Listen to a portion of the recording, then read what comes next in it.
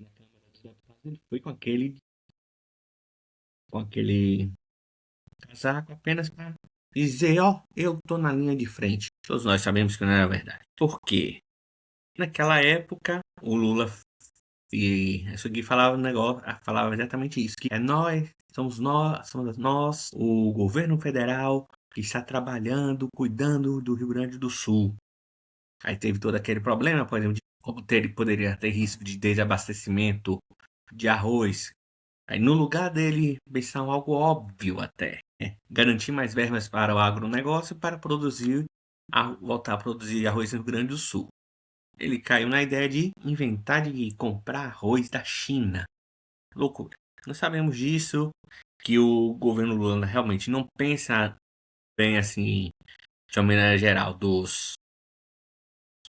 das pessoas, só pensa nesse bem se for útil para ele, seu projeto de poder, projeto de unificação. Por isso que ele preferiu, no lugar de apoiar o agronegócio brasileiro, ajudar a China. E no seu discurso ele falou umas coisas interessantes. Olha, antes de ler esse discurso aqui dele, eu acho melhor até entrar em alguns pontos. Primeiro, no final do ano passado, ele, o Lula tinha atacado o Banco Master e alguns políticos. Esse não entra tanto ao caso. Mas foi isso que deu o estopim para, acho que tem coisa de um mês, ele fala justamente sobre a questão que, de lado direita e esquerda, que foi quando ele disse lá na reunião do PT, comemorando o aniversário do PT, que foi em Salvador, ele falando, acabou Lulinha Paz Amor, é enfrentamento.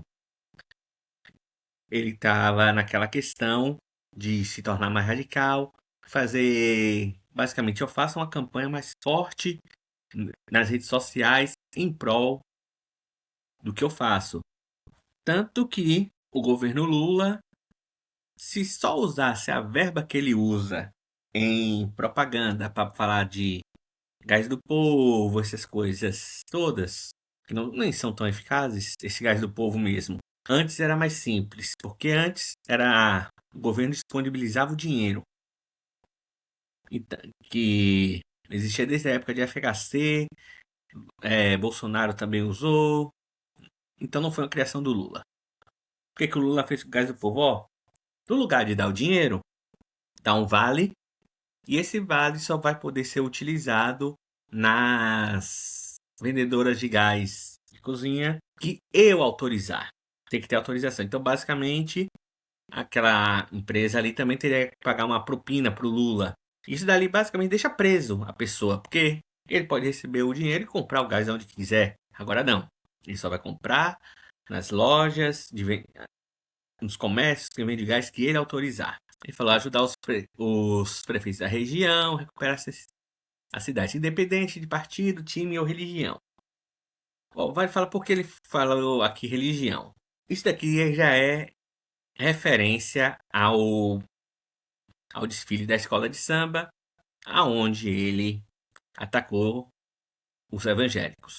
A questão do partido pode ser ele falando sobre todo esse ponto de ficar mais radical, e foi uma coisa que criticaram nele no Rio Grande do Sul, que ele privilegiou cidades com prefeito ligado ao PT. Ele falando, não tem importar o partido, time ou religião. A demanda é verdadeira, vamos ajudar os prefeitos a recuperarem a cidade.